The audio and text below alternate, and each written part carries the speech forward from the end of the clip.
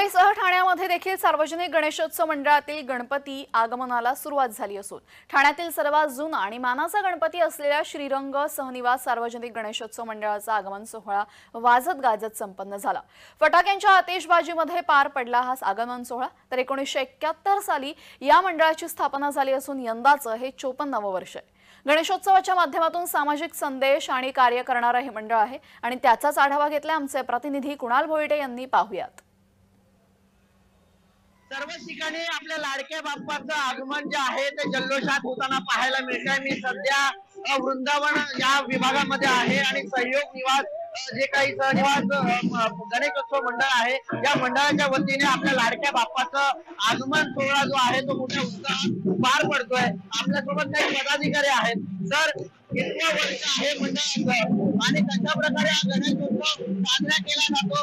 सर्वच लोकांचा कशा प्रकारे प्रतिसाद जो आहे या गणेशोत्सवाला?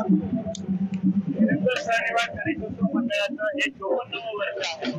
सुवर्ण महोत्सवी वर्ष हे आमचं काही कोविड कारणामुळे हे होऊ शकलं नव्हतं, म्हणून आज 54व्या वर्षी अतिशय जल्लोषामध्ये आम्ही स्वागत करतोय बाप्पाचं। आणि यावर्षी आम्ही जागरण भेट सारखं वाद्यवृंद या ठिकाणी आणलेलं आहे आणि त्या अनुषंगाने आम्ही त्या बाप्पाचं हे जल्लोषात स्वागत करून आम्ही हा उत्सव साजरा करणार आहोत।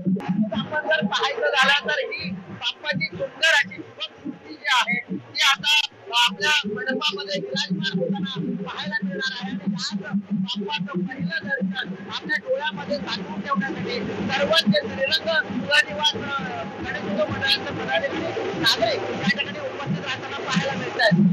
जय महाराष्ट्र।